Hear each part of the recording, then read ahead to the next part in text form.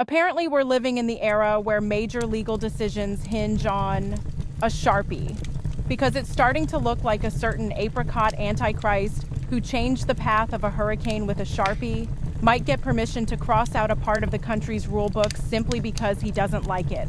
Let's start with the basics. The rulebook says, in plain English, if you're born here, you're a citizen.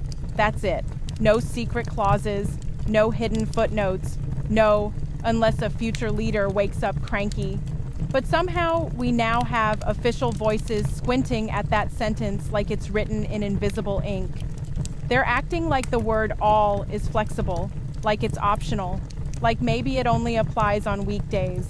Never mind that this line was written after a huge national crisis specifically to prevent leaders from deciding who counts and who doesn't.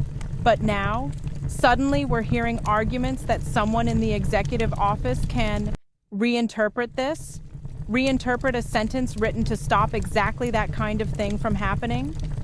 Here's the wild part. If a single signature can erase a constitutional protection, any protection, then none of them are safe.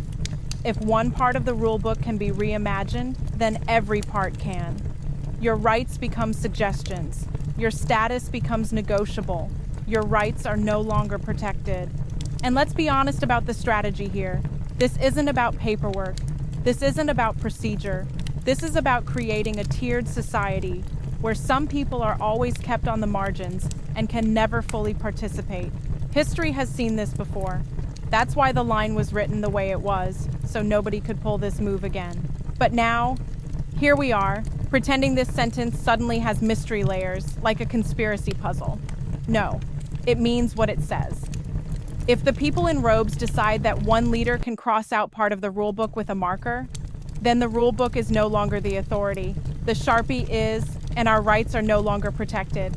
And that's the moment you stop being a nation of laws and start being a nation of vibes, moods, at the mercy of whatever color pen the apricot antichrist grabs that day. Let me know your thoughts.